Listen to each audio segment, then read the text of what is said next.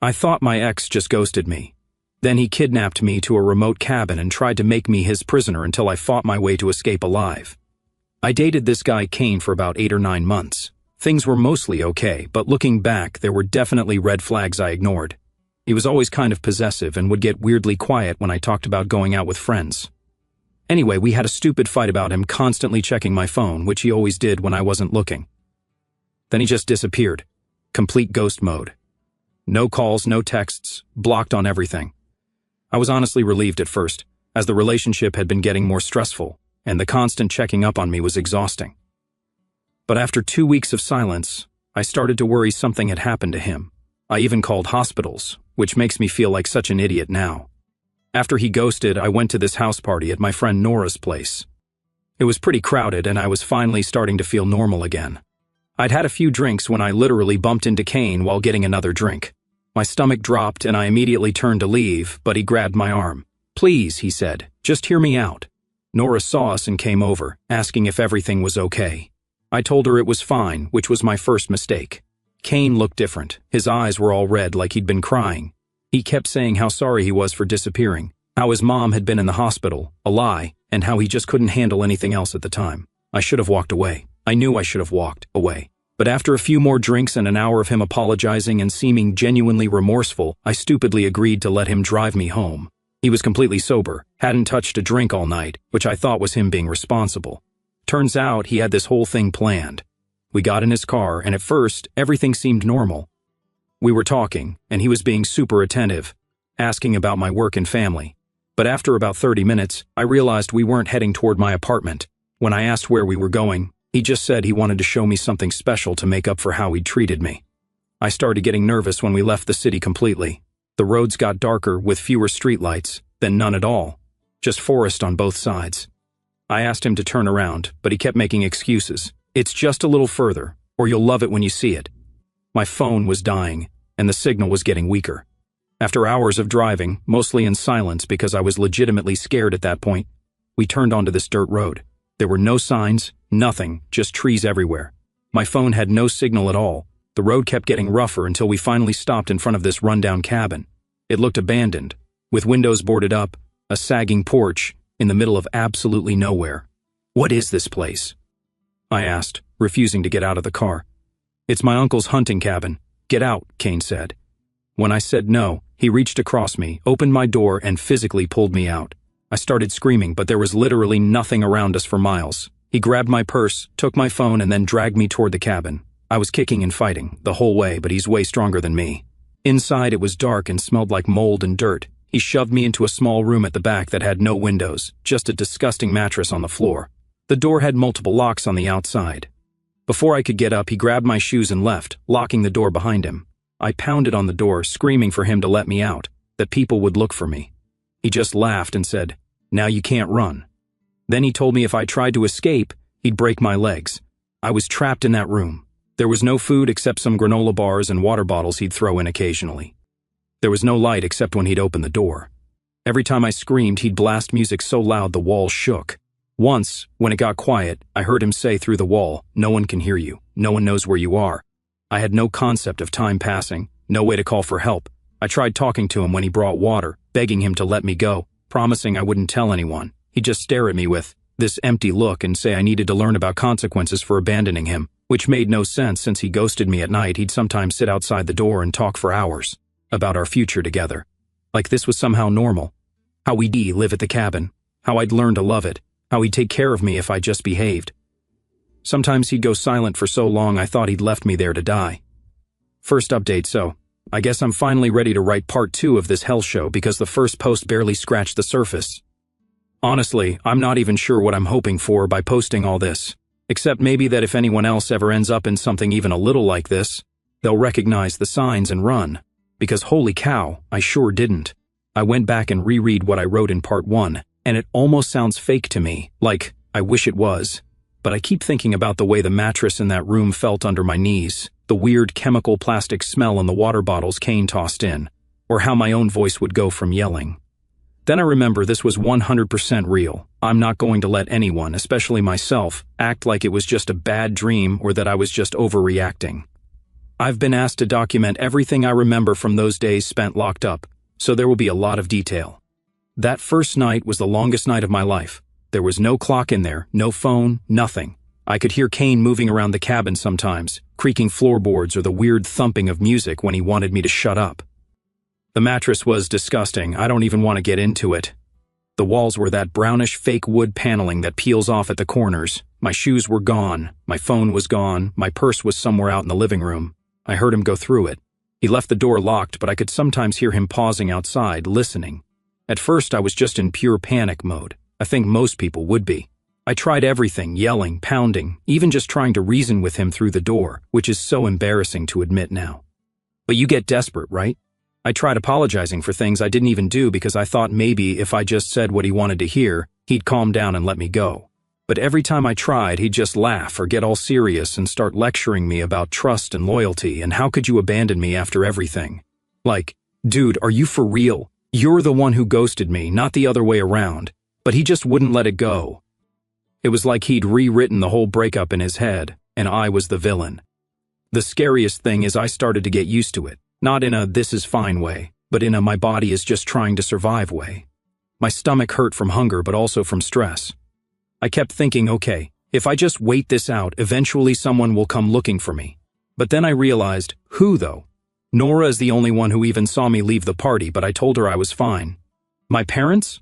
Okay, my mom calls me every Sunday, and I'd already missed one call by then, but she lives 2 states away, and she's always threatening to come drag me home if I don't answer, but she never actually does it. My dad and I aren't close. He'd probably just assume I was busy.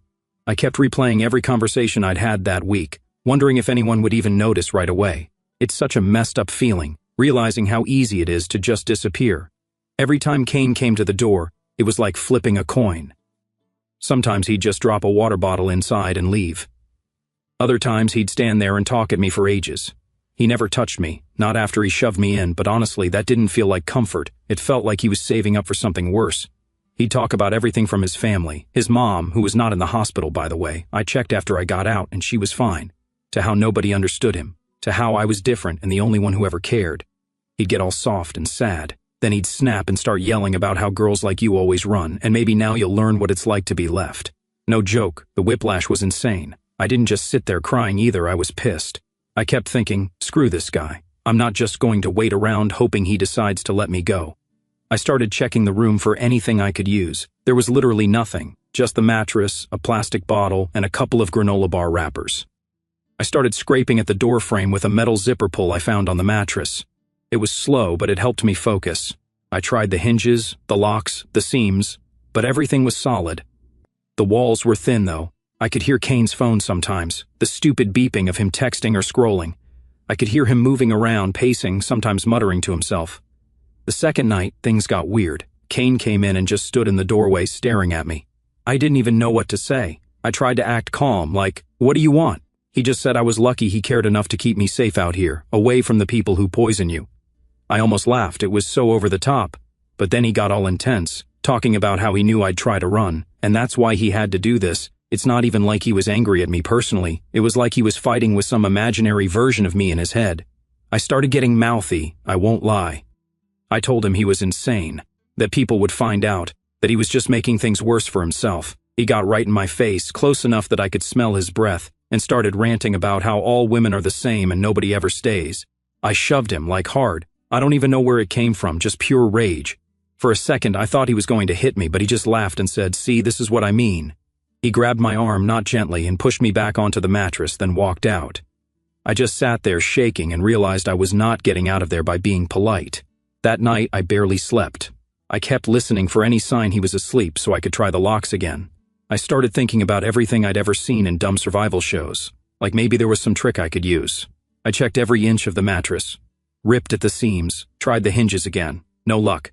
I tried yelling, but after a while my voice just gave out. I think he liked knowing I was losing hope. Every time I got too loud, he'd crank up the music, so it felt like the walls were shaking. At one point, probably the third day, I lost track, to be honest. There's only so many times you can count water bottles and granola bars before your brain just stops. I heard him on a call outside the door. I couldn't make out the words, but he sounded stressed. He kept repeating my name over and over, then went silent. I started to think maybe someone was looking for me after all, Later that day, he brought me a hoodie from my own bag. He tossed it in and said, "You're cold, right? You should be grateful." I almost threw it back at him, but I kept it. I started to wonder if he was getting scared. He looked rough, like he hadn't slept, and his hands were shaking a little. On what I think was the fourth day, I finally snapped. I waited until he came in to check the locks and I just went for it. I threw the water bottle at his head. It bounced off, didn't even leave a mark, but it was enough to piss him off. He lunged at me, and for a second, I thought, this is it. He's going to actually hurt me. But I bit him, like actually bit his hand as hard as I could. He swore, yanked away, and shoved me back again. But I caught a glimpse of his keys on his belt. I tried to grab for them, but he was too quick. He started screaming at me, not even words, just pure rage, and then stormed out. I heard him pacing outside, kicking the wall. I sat on the mattress and tried to calm myself down, but my hands wouldn't stop shaking. I kept thinking, if I could just get those keys, maybe I could make a run for it. But then what? No shoes, no phone, no idea where I even was if I ran out there. Would I even know which way was the road? And what if he caught me? I started listening real close after that, trying to figure out his routine. He'd get up early, leave the cabin for a while, probably to get supplies. I kept hoping he'd just drive away and not come back, but no such luck. I heard a car once, way off in the distance, but by the time I started screaming, they were long gone. Every time I thought about just giving up, I'd get so mad my whole body would go tense again. The next day, he tried to play nice again. He brought me a sandwich, said he'd made it up special. I was so hungry I didn't even care anymore. I ate it. He started talking about how things could be different if I just stopped fighting him. He told me he never wanted it to be like this, that he didn't want to hurt anyone, and that if I just trusted him, he'd let me out soon. I asked him why he was doing this, why he thought any of this would work. He just said I needed to learn what it felt like to be left, to be scared, to have no control. He said his last girlfriend left him for dead, and that he wasn't going to let that happen again. It was like he was punishing me for every girl who'd ever hurt him, not just me. I tried to reason with him, honestly. I told him my family would come looking, that Nora knew I was with him, that people would get suspicious. He just shrugged and said nobody cared, that I'd made it clear who I wanted. He said he'd wait it out as long as he had to, and he wasn't afraid of my friends. That's when I realized he seriously didn't think anyone would notice I was gone. He thought he could just keep me here forever, and nobody would even knock on his door. That pissed me off more than anything. So, I started making noise, like real noise. Every time he left, I'd scream, pound on the walls with a water bottle, drag the mattress across the floor. I was trying to make it sound like a disaster in there, hoping maybe, just maybe, if anyone was ever nearby, they'd hear. He'd come back furious and crank the music even louder, but I didn't stop. If he wanted me quiet, he'd have to drag me out himself. By the end of the 5th day, I was done waiting. I didn't care anymore if he snapped. I waited by the door, ready to throw myself at him if he came in. When he finally opened it, he looked exhausted. He tried to act all calm, like we were just having a normal conversation. I told him if he didn't let me go, I'd find a way out myself. He just smiled and told me I wasn't going anywhere. But here's the thing. When he left this time, he forgot to fully latch the top lock. It was barely a crack, but it was something. I spent the next hour or whatever, time means nothing in there, working at it with my zipper pull until it finally gave. The door still wouldn't open. There was another lock at the bottom, but now there was a gap, big enough to see out into the hallway. I could see my purse sitting on the floor and Kane's jacket tossed over a chair. No sign of my phone, but I could hear it vibrating somewhere, maybe in his pocket or in another room. I could see the main door to the cabin from there, and for the first time, I thought maybe I could actually get out. I didn't sleep at all that night, just waited for any sound, any chance. I kept thinking about my mom, about Nora, even about my dad, who'd probably say this was all my fault for trusting the wrong guy. I thought about all the stupid normal things I wanted to do.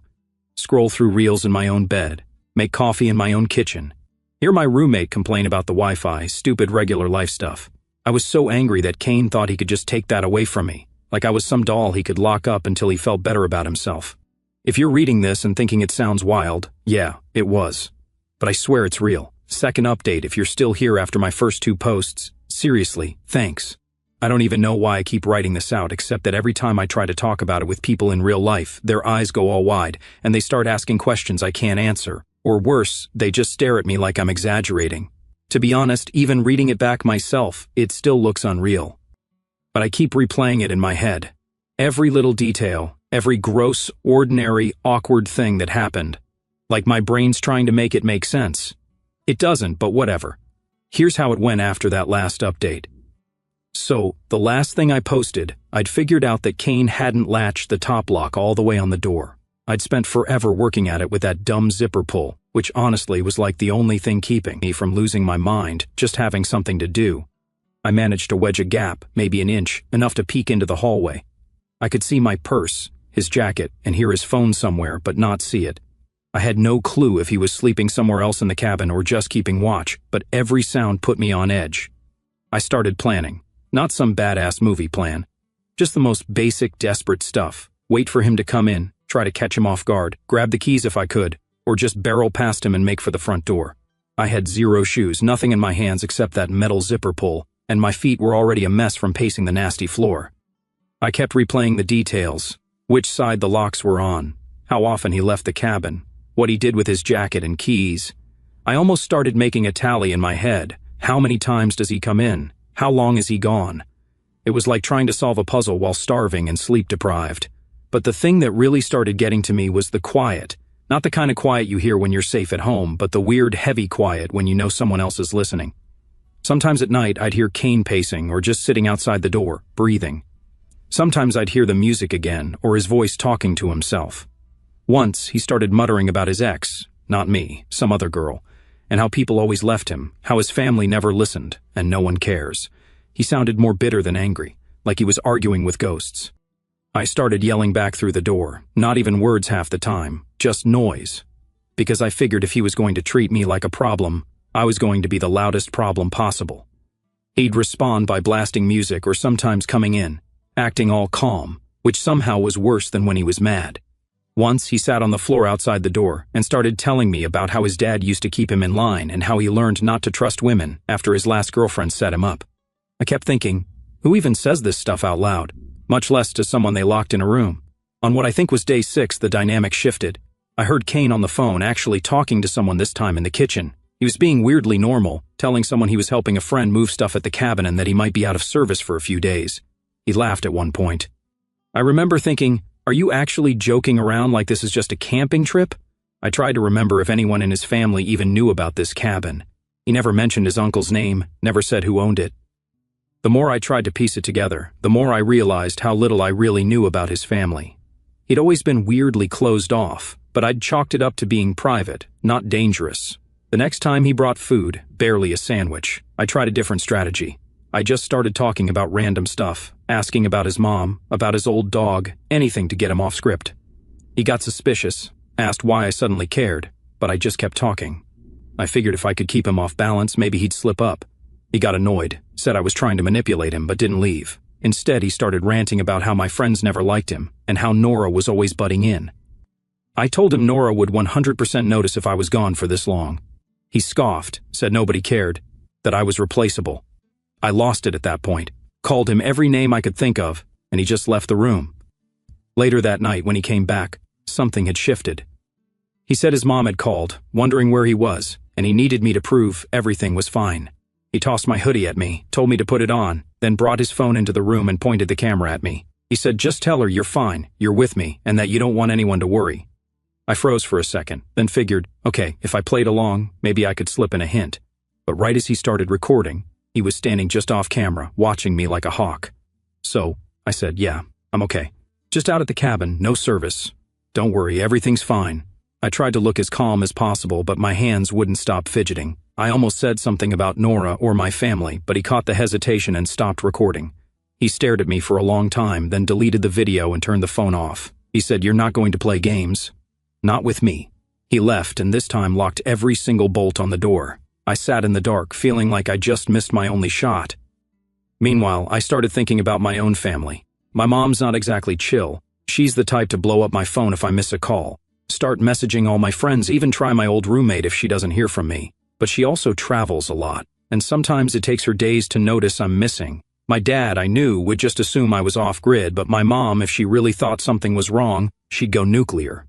I started hoping she'd call Nora or even Kane himself, but I had no way to know what was happening outside. I spent most nights awake, trying to time Kane's movements in the cabin. He'd sometimes leave for what felt like hours, probably going into whatever town was nearest to get supplies. There were a few times I thought about just breaking the door down, but even with the loose lock, it was still too solid, and my feet were a wreck. I kept picking at the lock with the zipper pull, sometimes just for something to do, sometimes hoping the noise would annoy him enough to come in and mess up. I even started talking to myself just to keep my head straight, reciting song lyrics, stupid TikTok trends, anything to feel normal. On what might have been the 7th day, something changed. I heard a car pull up way outside, not Kane's, a different engine. My heart went wild for a second. I thought, what if it's someone coming to check the place? I started yelling, pounding on the door with a water bottle, making as much noise as possible. Kane came tearing into the room, grabbed my arm, and hauled me away from the door. He was furious, yelling that I was ruining everything, and that if I didn't calm down, he'd make sure nobody ever found me. He shoved me onto the mattress and stormed out. I heard him outside talking to someone. I couldn't make out the words, just the tone. I kept yelling, but no one came to the door. After a while, the other car left. After that, Kane went full paranoid. He started double-checking the locks, moving my stuff farther away. He even took the mattress out at one point, just so I'd have nothing to sit on, which was a whole new level of petty. He started talking at me through the door about how it was my fault things were getting worse and how he knew I'd try something. He said he trusted me and that I'd broken that trust. The way he talked, it was like he genuinely thought this was all my doing, like I'd somehow forced him into this whole situation. I started realizing this wasn't just about me. He was fighting with himself, stuck in some loop where every woman who ever left him was the same, and I was just the latest. That day, the hunger got so bad I started to feel foggy, but weirdly determined, like if I was going to go down, I was going to go down loud. I waited until he came in to bring water, and this time, I lunged at him. I don't even know what my plan was, just pure desperation. I grabbed at his shirt, tried to knock him off balance, but he shoved me hard, sending me straight into the wall. I kicked him hard, and he cursed and backed off. He looked shocked, honestly, like he didn't expect me to fight back. He started ranting about how I was just like the rest and never grateful. I told him he was pathetic, that his mom would be ashamed, and he just snapped, yelling right in my face, veins bulging. That night, I could hear him pacing for hours. At one point, I heard his phone ring, his actual ringtone, not just notifications. And he answered. He was whispering, kept saying, yeah, she's fine, yeah, she's safe. No, nobody's coming out here. I heard my own name once, and then he hung up. I started thinking, was that my mom or Nora or someone else? I tried to remember who even had his number if anyone would think to call him. It made me feel sick, thinking about how close I might have been to getting out. Here's where things got even weirder. The next morning, Kane came in and tossed a bag at me, snacks, water, even a pair of socks. He said, congrats, you finally earned something. I just stared at him, and he told me if I behaved, he'd make things easier. I told him to screw himself, and he got all quiet, then started talking about how he never wanted to hurt anyone, and that this is just how things have to be. He said he wouldn't let anyone take me away, and that if I tried to leave, I'd regret it. I told him he was a coward, and he just looked at me, eyes all empty, and left. That afternoon, I tried the lock again. I wedged a piece of plastic from the snack bag into the gap, trying to force it wider. I could barely move it, but it was progress. I started wondering if maybe I could break the hinge, or at least make enough noise to get someone's attention next time a car came by. My hands were shaking, but I kept at it until I heard Kane coming back. I hid the plastic and acted like nothing happened. Later that day, I heard him on the phone again, this time arguing. He sounded frustrated, kept saying things like, I told you she's fine. Just leave it, and I'll be back when I'm ready. I started to hope maybe someone was suspicious, maybe someone would actually show up, but I also started to get scared because the more stressed he got, the more unpredictable he became. That night, I decided to risk everything. When Kane brought in water, I told him I needed to use the bathroom. He hesitated, then finally agreed, grabbing my arm and leading me down the hall. The second I got a look at the main door, I bolted, just ran for it, socked feet slipping on the old floorboards. He tackled me before I made it, and we went down hard. I scratched, kicked, bit, anything I could do. He dragged me back to the room, yelling the whole way, and threw me inside. I heard him breathing heavy outside, muttering about how I was forcing his hand and how he couldn't trust anyone. I sat in the dark, shaking, but weirdly satisfied that I'd at least tried. After that, he barely spoke to me. He brought food and water, but nothing else. He started sleeping in front of the door, I think, because I could hear him snoring at night. I spent hours just staring at the crack in the door, trying to memorize every sound, every creak of the floorboards, waiting for another chance. Meanwhile, outside, I found out later, things were heating up. Nora had tried to call me 1,000,000 times, then started messaging my mom when I didn't answer. My mom started calling Kane, who ignored her, then tried to file a missing person report, but the cop said it was too soon since adults can go off-grid. Yeah, thanks for nothing. Nora talked to some of my other friends, but nobody had seen me since the party. My mom even called my old roommate, who hadn't heard from me in months. I don't even know how many people were actually worried. But I do know Nora was losing her mind, because when I finally got my phone back, I saw like 60 texts from her, plus a ton of missed calls. Every day was the same routine. Kane bringing food, me trying to talk him into letting me out, him ranting about how I was just like everyone else. I tried everything, begging, bargaining, threatening, even just going silent. Nothing worked. He was stuck in his own head, convinced that he was the victim, that I owed him for leaving. I heard a car again, this time closer, and it didn't leave right away. Kane went out to talk to whoever it was, and I heard voices, but couldn't make out the words. He came back tense, slamming things around, cursing. He told me that people were asking questions, and that I'd better be on my best behavior if I didn't want things to get worse. I decided then that I wasn't waiting any longer. I started planning again, using every scrap of info I'd gathered, his routines, the lock, the door, even the layout of the cabin. I hid a piece of metal from the snack bag in my sleeve, ready to use as a weapon or a tool. I started faking being sick, hoping he'd let his guard down.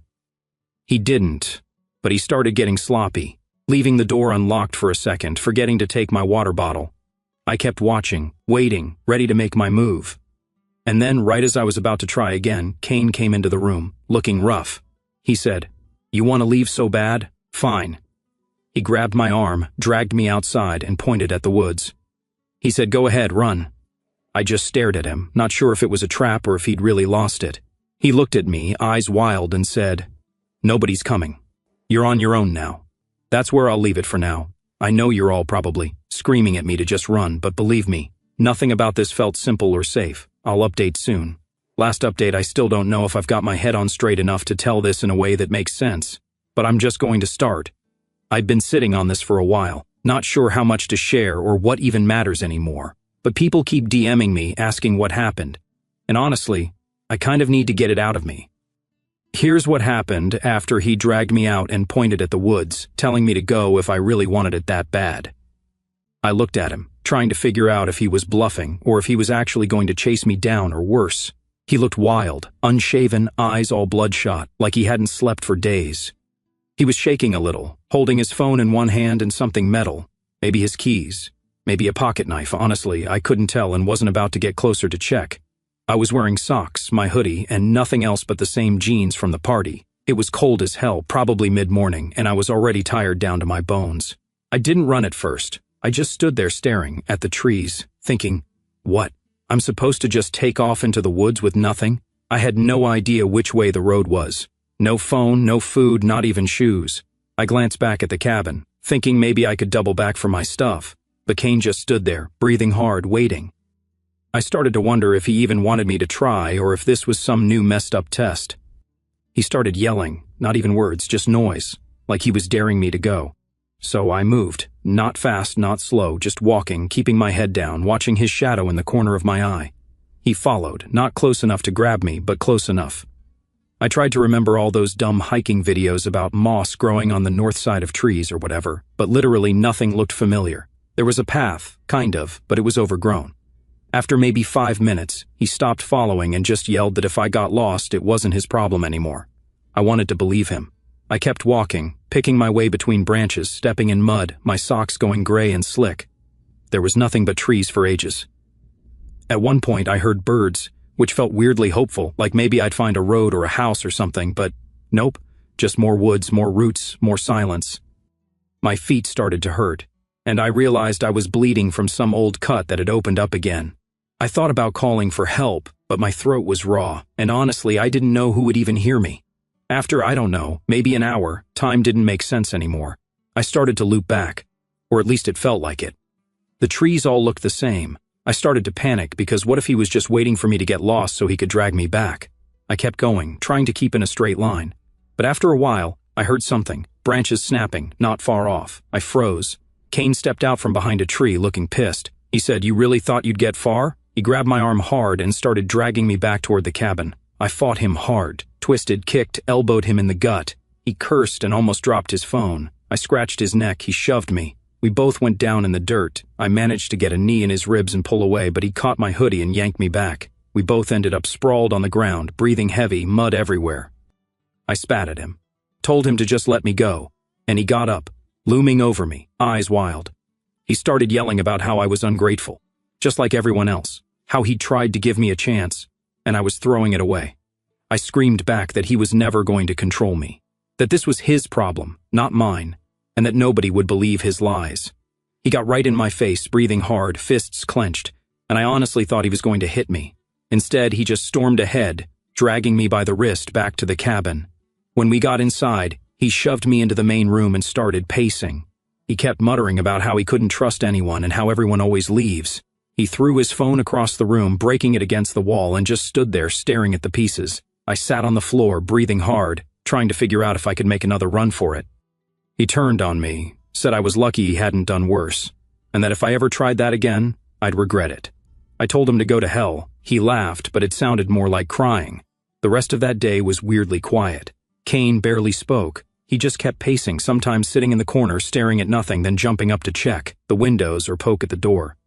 I started wondering if he was coming down from something. He looked rough, shaking, eyes darting everywhere. He barely touched the food he brought in, just tossed me some crackers and water, and left me alone.